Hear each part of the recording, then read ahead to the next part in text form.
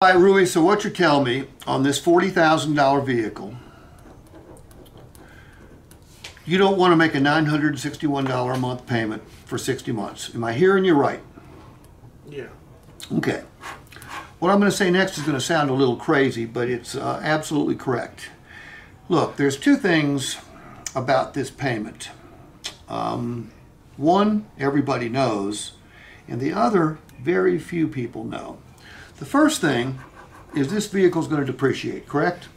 Yeah, it is. Okay, the good news is you're buying a used vehicle, a 5-year-old vehicle, so the vast majority of the depreciation's already taken place. Very smart on your part. Secondly, vehicles are depreciating at a slower rate today than they have in the past, so that's also good news for you. Everybody knows vehicles depreciate, but here's what everybody doesn't know. Every time you write a check for $961, sign that check and make it out to a lender, your career, there's a savings element to that payment. Part of this money, metaphorically speaking, is coming back to you. If you're like most people, you think when you send it to the lender that that money is gone forever, right? Well, yeah. That's Well, really what it is, isn't it? No, that's not quite right. Because every time you stroke a check for this vehicle, you're building cash value in it.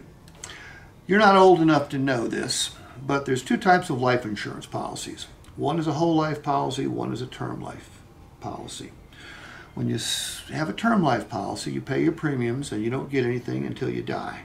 Okay? And then you don't get anything because you're dead.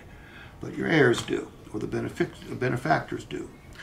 A whole life policy, you build cash value in it every time you make a premium payment. That's what's happening with this truck. Because once you make that 60th payment, Rui, what comes back to you in the mail a couple weeks later? The title? The title. And it's only got one name on it, and that is your name. It's called Free and Clear. You own the truck outright. Okay? Now, the question I've got for you is if you buy this, well, when you buy this truck, which is most of the depreciation has already taken place, 5 years from now, what do you think this $40,000 vehicle will be worth? Let's see, I put $20, say about 15,000. Okay? So, 5 years from now, you've got no payment at all. All right? You've made your 60th payment. You've got a $15,000 truck. Bring your phone back out. Let's see. Divide 15,000 by 60. 250. Really, you know what that 250 represents? Nah, don't. Every time you stroke a check for $961, metaphorically speaking, $250 of that is flowing right back to your title.